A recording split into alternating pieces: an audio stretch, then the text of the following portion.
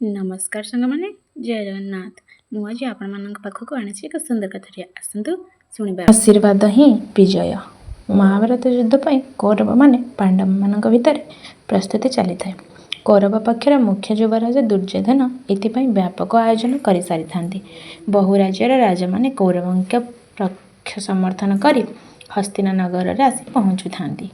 ए समस्त खबर पांडव मानक ज्येष्ठ भ्राता धर्मराज युधिष्ठिरंकर हस्तगत हेउथाए। कौरवों पक्षरे नारायणी सेना, पांडवों सपक्षरे स्वयं नारायण वासुदेव कृष्ण। पांडव मानक अपेक्षा कौरवों पक्ष समर्थन में बहु बलशाली। चतुर योद्धा को नहीं विशाल सैन्य समावेश। राजा युधिष्ठिर युद्ध को जीवा पूर्व गुरुजन मान पाखक जाई आशीर्वाद भिक्षा करने कथा चिंता कले।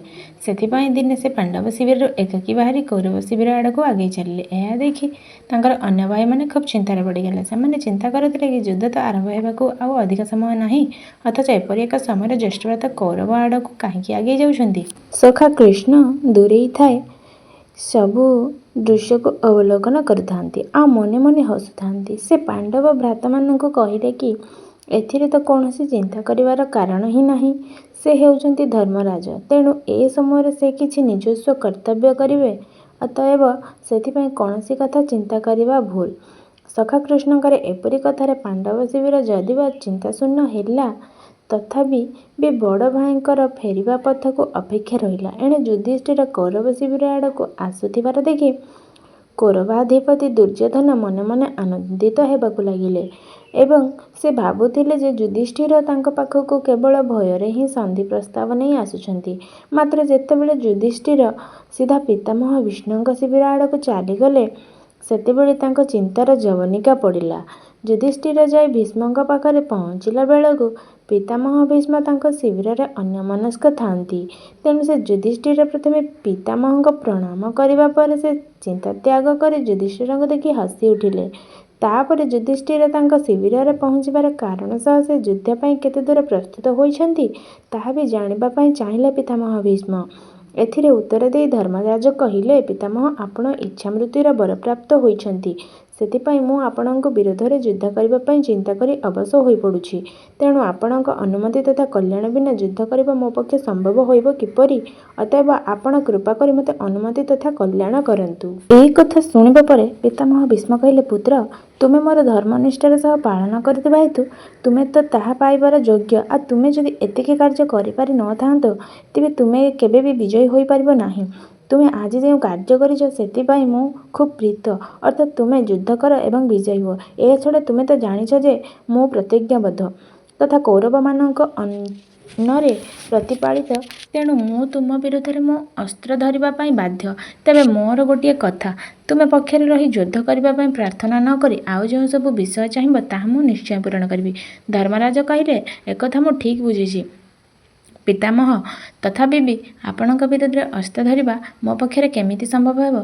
यह शुणी पितामह भीष्म टिकिए हसिले आ कहिले, हे पुत्र तुमे आज जो विषय चिंता करिछ यथा समय तार उत्तर निश्चय पाइब। तेणु तुमे सेथिरे आदौ विब्रत हुआ नहीं। जाओ एबे निज कार्य मन दियो। पितामहଙ୍କ पाखरु सम्मति तथा आशीर्वाद ग्रहण करी धर्मराज युधिष्ठिर से शिविर लेउटी आसिले। एहापर से गुरु द्रोणाचार्य शिविर को गले, कारण द्रोणाचार्य थिले सेमानकर शिक्षा गुरु। अतएव गुरु आज्ञा और आशीर्वाद प्रार्थना करबा एकांत आवश्यक बोली चिंता करा जाई तांको शिविर रे पहुँचिले। से प्रथमे गुरुंकर पादवंदना करबा पर आसन युद्ध निमंते सम्मति और आशीर्वाद प्रार्थना कले। गुरु द्रोणाचार्य युधिष्ठिरଙ୍କ व्यवहार रे अत्यंत मुग्ध होई तांको चाहि टिके हसीदेले।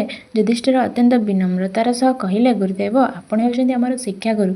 पितामातांक परे आपणଙ୍କ स्थान उच्चरे रहिछि, तेणु आपण जदि आम प्रति सदय न हुअन्ति तेबे आमे युद्धरे जीवु केमिति? गुरु द्रोणाचार्य तांको शिष्य युधिष्ठिरଙ୍କ ए प्रकार कथा को बेस बुझी पारिले। तापर से कहिले, तुमे आसीबार समस्त उद्देश्य को खूब भल भाबरे बुझी पारुछि। तेबे तो ए कथा मध्य सत जे पर्यंत मो हाथर अस्त्र थिबो से पर्यंत मते केही भी युद्धरे परिचित करि परिबे नाही। एहा सुनि युधिष्ठिर कहिले, तेबे गुरुदेव आमे युद्धरे विजयी हेबु किपरि? कथा पचारि युद्ध मध्य युधिष्ठिर खूब चिंतार करुथांती, किंतु गुरु द्रोणाचार्यଙ୍କ मुहरे हस उकुटी उठिला। ताहा देखि युधिष्ठिर आहुरी चिंतित होई पड़िथांती। तहु गुरुदेव कहिले, वत्स तुमे खूब धार्मिक, ए विषय तो मु प्रथमरु जानिछि, सेतिपाई तुम प्रति मोर दया आसुछि आ मोर आशीर्वाद रहिछि, तथापि मु चिंता करुछि। ସେତେବେଳେ ଯୁଧିଷ୍ଠିର ଗୁରୁଦେବଙ୍କ ସମ୍ମୁଖରେ ମୁଣ୍ଡ ପୋତି ବସିଲେ ସତ, ହେଲେ ଗୁରୁଦେବଙ୍କ ମୁହଁରୁ ପଦେ କଥା ଶୁଣିବା ପାଇଁ ଅପେକ୍ଷା କରିଥାନ୍ତି। ଏମିତି ପରିସ୍ଥିତି ମଧ୍ୟରେ ସେ ଗୁରୁଦେବଙ୍କୁ କହିଲେ, ମନେ ରଖ ଯୁଧିଷ୍ଠିର, ମୁଁ ଯଦି ଯୁଦ୍ଧକ୍ଷେତ୍ରରେ କୌଣସି ପ୍ରକାର ଅପ୍ରିୟ ସମ୍ବାଦ ପାଏ ତେବେ ସେହି ମୁହୂର୍ତ୍ତରେ ମୁଁ ଅସ୍ତ୍ରତ୍ୟାଗ କରିପାରେ। ଆଉ ଏହା ହିଁ ହେଉଛି ମୋ ପାଇଁ ପରାଜୟର ସୂତ୍ର। ଏହା ଛଡ଼ା ଆଉ କିଛି ଉପାୟ ଖୋଜିବା ପାଇଁ ତୁମେ ଭୁଲ ପଥ ହେବ। ଅତଏବ ମୋର କଥାଗୁଡ଼ିକ ମନେ ରଖ ଏବଂ ଯାଇ ଯୁଦ୍ଧରେ ପ୍ରବେଶ କରିବା ପାଇଁ ଯଥାସାଧ୍ୟ ଚେଷ୍ଟା କର। ଏବେ ସମୟକୁ ମୋଟେ ହାତଛଡ଼ା କର ନାହିଁ। ଏହା ହିଁ ମୋର ତୁମ ପ୍ରତି ଆଶୀର୍ବାଦ ତଥା ଆଦେଶ। ଗୁରୁଙ୍କଠାରୁ ଅନୁମତି ତଥା ଆଶୀର୍ବାଦ ନେଇ ଯୁଧିଷ୍ଠିର ଆଗେଇ ଚାଲିଲେ କୁଳଗୁରୁ କୃପାଚାର୍ଯ୍ୟଙ୍କ ଶିବିର ଆଡ଼କୁ। କାହିଁକି ନା ତାଙ୍କର ଅନୁମତି ଓ ଆଶୀଷ ପ୍ରାର୍ଥନା କରିବା ଅତ୍ୟନ୍ତ ଆବଶ୍ୟକ। କୁଳଗୁରୁଙ୍କ ଶିବିରରେ ପ୍ରବେଶ କରି ତାଙ୍କ ଆଜ୍ଞା ଏବଂ କଲ୍ୟାଣ ଟିକକ ପାଇବା ପାଇଁ ଯୁଧିଷ୍ଠିର ପ୍ରାର୍ଥନା କଲେ। ମାତ୍ର ତାଙ୍କ ମୃତ୍ୟୁର ରହସ୍ୟ ଜାଣିବା ପାଇଁ ସେ ଯୁଧିଷ୍ଠିର ଆଉ ସାହସ କଲେ ନାହିଁ। କାରଣ ଏହା ପୂର୍ବରୁ ସେ ପିତାମହ ଗୁରୁଦେବଙ୍କ ପାଖରୁ ସେ ରହସ୍ୟ ପଚାରି ଜାଣିସାରିବା ପରେ ଅଧିକ ଚିନ୍ତିତ ହୋଇପଡ଼ିଥାନ୍ତି। ପୁଣି ସେମାନେ ଯେହେତୁ ତାଙ୍କର ଗୁରୁଜନ, ତେଣୁ ଏସବୁ ପଚାରି ବରଂ ସେମାନଙ୍କ ଦୁଃଖର କାରଣ ହୋଇସାରିଛନ୍ତି। ତେଣୁ ସେ ପୁନରାୟ ସେହି ଭୁଲ କରିବାକୁ ଆଉ ଚାହିଁଲେ ନାହିଁ। ମାତ୍ର ବିଧିର ବିଧାନ ଥିଲା ଭିନ୍ନ ଧରଣର, ତାର ପଥ ଥିଲା ଭିନ୍ନ। ଅର୍ଥାତ୍ ସ୍ୱୟଂ କୃଷ୍ଣ ଯେଉଁଠି ଉପସ୍ଥିତ ସେଠାରେ ଯୁଧିଷ୍ଠିର ବା କିଏ ଆଉ କ'ଣ କରିପାରିବେ? ସୁତରାଂ ଯେଉଁଠି ଯାହା ଆବଶ୍ୟକ ସେଇଠି ସେ କାର୍ଯ୍ୟ କରିନେଉଛନ୍ତି, ତେଣୁ ତାଙ୍କର କିଛି ଚିନ୍ତା କରିବା ଆଦୌ ଉଚିତ ନୁହେଁ। ଏମିତି ଚିନ୍ତା କରୁ କରୁ ସେ ଯୁଧିଷ୍ଠିରଙ୍କୁ ତାଙ୍କର କୁଳଗୁରୁଙ୍କ ଚରଣରେ ଭକ୍ତି ଅର୍ଘ୍ୟ ଢାଳି ଦେଇ ଯୁଦ୍ଧ ପାଇଁ ତାଙ୍କ ଅନୁମତି ତଥା ଆଶୀର୍ବାଦ ଭିକ୍ଷା କଲେ। ଏହା ଶୁଣି କୃପାଚାର୍ଯ୍ୟ କହିଲେ, ବିଧିର ବିଧାନରେ କୌଣସି ବ୍ୟତିକ୍ରମ ହୁଅ ନାହିଁ ଯୁଧିଷ୍ଠିର। ତଥାପି ବି ମୁଁ ତୁମକୁ କଥା ଦେଉଛି, ତୁମର ବିଜୟ ପଥରେ ମୁଁ ଆଦୌ ପ୍ରତିବନ୍ଧକ ହେବି ନାହିଁ, ବରଂ ତୁମର ବିଜୟ ପାଇଁ ମୁଁ ଭଗବାନଙ୍କ ପାଖରେ ଗଭୀର ପ୍ରାର୍ଥନା କରିବି। ତେବେ ମୁଁ ବୁଝିପାରୁଛି ଯେ ତୁମର ବିଜୟ ପାଇଁ ଯେ ଗୁରୁ ଦାୟିତ୍ୱ ଥିଲା ତାହା ତୁମେ ସଫଳ କରିପାରିଛ, ସେଥିପାଇଁ ମୁଁ ଅତ୍ୟନ୍ତ ଆନନ୍ଦିତ। ଏହାଦ୍ୱାରା ତୁମେ ତୁମର ବିଜୟ ପଥକୁ ଖୁବ୍ ପ୍ରଶସ୍ତ କରି ନେଇପାରିଛ। ଏହା ହିଁ ତୁମ ବିଜୟର ପୂର୍ବ ସୂଚନା। ଏବେ ତୁମେ ଯାଇ ତୁମର କାର୍ଯ୍ୟରେ ନିମଗ୍ନ ହୁଅ। ସେଥିପାଇଁ ତୁମ ପ୍ରତି ମୋର ଶୁଭଚିନ୍ତା ତଥା ଆଶୀର୍ବାଦ ରହିଛି। ଏହା ଶୁଣିବା ପରେ ଧର୍ମରାଜ ଯୁଧିଷ୍ଠିର ନିଜର ସମସ୍ତ କର୍ମ ଖୁବ୍ ସଫଳତାର ସହ ସମ୍ପାଦନ କରି କୁଳଗୁରୁଙ୍କୁ ପୁନର୍ବାର ପ୍ରଣାମ କରି ତାଙ୍କ ଶିବିରରୁ ବିଦାୟ ନେଇ ଆସିଲେ।